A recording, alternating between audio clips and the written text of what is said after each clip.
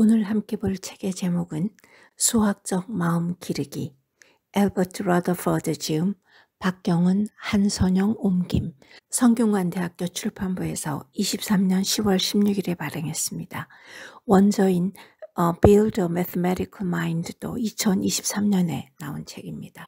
저자는 시스템 사고, 게임 이론, 수학적 사고에 관한 여러 권의 책을 펴낸 작가입니다. 옮긴이들도 성균관대학교 수학교육과 교수입니다. 이 책을 선택한 이유는 제 자신이 소위 수포자입니다. 그러나 항상 왜 그랬을까라는 의문이 있었습니다. 그래서 수학자처럼 생각하는 법이 무엇인지 궁금했습니다. 그리고 저는 대학 출판부에서 출판한 책을 눈여겨보는 편이기도 합니다. 이 책은 10장으로 구성되어 있고요. 매우 간결하고도 재미있는 책입니다.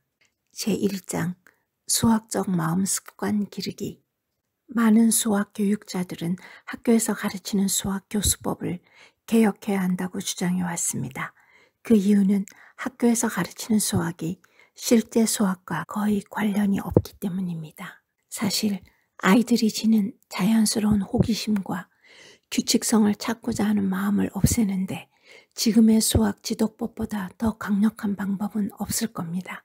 현 시대의 수학 교육은 그 누구도 생각하지 못할 정도로 무의미하며 영혼을 파괴하는 방식입니다. 2016년 프랑스 신경학자들이 수학은 뇌에서 언어를 처리하는 부분과 다른 부분에서 처리된다는 것을 증명했습니다. 즉, 전두엽, 두정엽, 그리고 하측두엽이라는 영역이 활성화됩니다. 그리고 이 뇌의 영역은 일반인이 수를 다루거나 덧셈 뺄셈을 계산하거나 종이에 쓰여진 수학 공식을 풀 때 작동하는 회로와 일치했습니다. 수학자의 뇌가 고급 수학을 처리하는 것과 일반인의 뇌가 덧셈이나 뺄셈을 처리하는 것은 같다고 봅니다. 이것은 혁명적인 발견입니다. 즉, 우리 모두는 수학자가 될 수 있거나 적어도 수학자처럼 생각할 수 있다는 것을 확인할 수 있습니다. 호모사피엔스가 공간, 시간, 수에 대한 선천적 지식을 갖고 있음을 증명한 겁니다. 자, 그럼 우리 모두 수학자는 아니더라도 math person, 즉 수학인은 될 수 있다는 것을 염두에 두고 아이들에게 문제 해결 능력을 키워주기 위해서 참고하시면 좋겠습니다. 이 책은 2010년에 발표된 8가지 수학적 실천 규준에 근거해서 8가지 기술을 제시하고 있습니다. 바로 그 8가지 방법이 이 책 1장에서 8장까지의 제목입니다. 이 방법들은 1996년에 쿠오코와 동료들이 제안한 방법이기도 합니다. 그러나 21세기에 와서 더욱더 중요한 방법이 되었습니다. 제1장은 수학적 마음이 습관이 되도록 뇌를 훈련시켜야 한다는 것이고요. 제2장 패턴 탐정가 되기를 보죠. 인간은 구조를 찾는 성향을 가지고 태어납니다. 여러분은 화장실 타일이나 벽지 문양을 보면서 어떤 패턴을 찾고 있지 않나요? 우리는 패턴 탐지하기를 이용해 지식을 배웁니다. 블록 쌓기를 하면서 어떤 패턴이 확장되는 규칙을 생각해 보았나요? 그러면 당신은 방금 대수학의 첫 발을 내디뎠습니다. 2차 함수의 예가 될 수 있습니다. 책에 보면 그림으로 쉽게 잘 나와 있습니다. 여러분, 피보나치 수열이라는 말 들어보셨죠? 이것은 자연에서 다양하게 확인할 수 있는 또 다른 패턴입니다. 피보나치로 알려진 이탈리아 수학자가 1200년경에 이 수열을 서양에 처음 소개했습니다. 3, 5, 8, 13, 21, 34, 55 이렇게 쭉 계속되는 수열은 하나의 항은 앞의 두 항의 합입니다. 피보나치 수열에 어떤 중요한 점이 있을까요? 서로 비례 관계를 가집니다. 즉, 한 항을 앞의 항으로 나눈 값은 일정한 비율을 나타냅니다. 순서가 길어질수록 항의 비율은 마법의 수 파이, 즉 1.618에 가까워집니다. 파이는 자연에서 자주 언급되는 황금비라는 이름을 얻었습니다. 해바라기 씨앗이 촘촘히 박혀있는 꽃머리를 유심히 보면 왼쪽과 오른쪽 두 개의 방향으로 엇갈리게 피보나치 수열로 배열되어 있다는 걸 알 수 있습니다. 달팽이 껍질은 나선형으로 크기가 커지면서 그 패턴에 황금비가 포함되어 있습니다. 나뭇가지가 뻗는 방식도 황금비를 따르며 나무의 키가 클수록 가지의 수가 비례적으로 증가합니다. 즉 황금비를 여러 곳에서 확인할 수 있습니다. 저에게는 이 부분이 너무나 재미있었습니다. 아이들을 자연 속에서 놀게 하면서 이런 것을 확인해 볼 수 있는 기회를 준다면 참 좋지 않을까요? 제3장 확률적으로 실험하기. 여러분도 럭키 세븐이란 말 들어보셨죠? 왜 세븐이 럭키한 건지 생각해 본 적 있나요? 그건 이유가 있습니다. 숫자 7의 행운은 확률로 설명할 수 있는데 특히 주사위를 사용하는 게임에 대해서입니다. 주사위를 2개 던져서 나오는 숫자의 합을 생각해 보면 그 합이 7이 되는 경우가 가장 확률이 높다는 거죠. 이론적 확률로는 6분의 1이죠. 그러나 경험적 확률은 차이가 있다는 것을 여러분도 잘 알고 계십니다. 다음 제4장 수학 언어로 설명하고 말하기. 수학 언어의 기본은 숫자를 세는 것입니다. 수를 세는 방식은 한국어가 영어보다 훨씬 더 논리적이라고 소개하고 있습니다.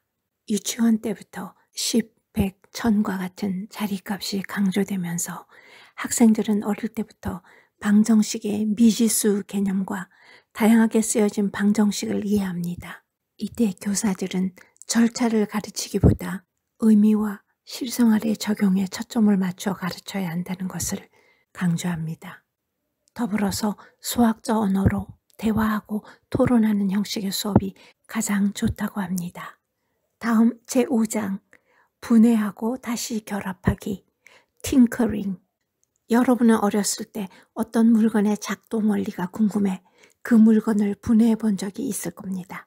볼펜이나 샤프처럼 간단한 물건을 분해하는 것은 호기심 많은 어린아이나 지루한 중학생의 마음을 사로잡을 수 있습니다. 이런 경험이 있었다면 팅커링의 가치를 알 겁니다. 발견은 보통 갑작스럽게 오는 것이 아니라 탐험의 결과로 가능해집니다. 수학자들도 팅커링 없이 무언가를 발견할 수 없습니다. 이때 팅커링이란 작은 부분으로 분해하고 다시 결합하기를 뜻합니다. 구성주의 또는 경험적 교육이란 지식을 창출하기 위해 현상을 수정하고 분해하고 조사한 다음 다시 결합하는 것을 의미하는데 수학자들은 이 의견을 오랫동안 알고 있었습니다. 교육자들은 암기보다 팅커링이 학생들의 이해를 돕는다고 강조합니다. 팅커링의 또 다른 방법은 실험을 하는 겁니다. 즉, 아이디어를 더 작은 구성 요소들로 나누고 난 뒤 다시 무언가를 시도합니다. 이 공식이 효과가 있을까? 이 규칙을 시도하면 어떻게 될까? 방정식 양변에 3을 더해도 같은 결과를 얻을 수 있을까?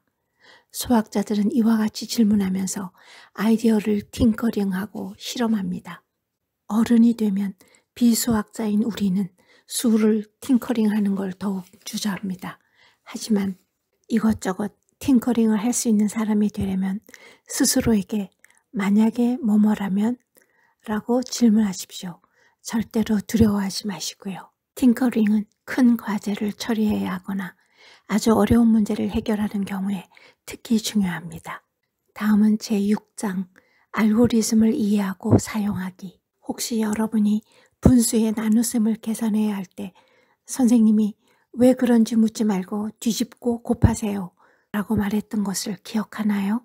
선생님이 강조한 설명은 분수를 나누는 방법을 기억하는 요령입니다. 이 요령이 본질적으로 나쁜 것은 아니지만 왜 그렇게 해야 하는지까지는 알려주지 않는 것이 문제입니다. 수학자의 삶에서 알고리즘의 역할은 무엇일까요? 알고리즘이란 특정 결과를 얻기 위한 절차이며 항상 결과가 얻어지는 일련의 단계입니다. 사실 여러분은 샌드위치를 만들 때도 알고리즘을 사용하고 있습니다. 여러분은 샌드위치를 만드는 자신만의 순서가 있을 것입니다. 왜냐하면 이 순서가 자신에게 효율적이고 자신이 원하는 샌드위치를 얻을 수 있음을 알기 때문입니다. 수학자들은 현상을 관찰하고 패턴을 찾고 더 효율적인 방법을 찾습니다. 즉, 알고리즘적으로 생각합니다. 다음은 제7장, 내면에 있는 것을 구체화하기. 수학자들은 시각화가 강력한 도구임을 잘 알고 있습니다. 연구자들은 시각화의 5가지 측면, 즉 내면화하기, 식별하기, 비교하기, 연결하기, 공유하기를 확인했습니다. 내면화하기는 자신의 머릿속에서 무언가를 이해하는 것을 포함합니다. 어떤 사람이 여행에 필요한 모든 물품을 자동차에 잘 맞추어 싣는다면 이 사람은 공간 문제를 내면화하는데 능숙한 사람으로 보는 게 맞을 겁니다. 무엇인가를 시각화하면 그것을 더 잘할 수 있을까요? 이것은 이미 여러 번 입증되었고 실제로 효과가 있음이 밝혀졌습니다. 마지막으로 제8장, 어림하여 예측하기입니다. 마음의 마지막 습관은 바로 어림하기입니다. 값이나 수를 어림하거나 예측하는 것은 일상생활에서 항상 마주치는 상황입니다. 만약 수업 시간에 수 대화하기, number talks라는 걸 한다면 학생들이 수 감각을 기르고 있다고 보면 됩니다. 수 감각이 강할수록 어림하기 능력도 향상됩니다. 그러기 위해서 반올림도 사용하고 친근한 수를 사용하기도 합니다. 어떤 그림에서 점이 몇 개인지 하나씩 세지 말고 점의 개수를 계산할 수 있는 방법을 최대한 많이 생각해 보는 겁니다. 이 책 156페이지에서 163페이지까지 내용을 여러분이 직접 한번 확인해 보시면 좋겠습니다.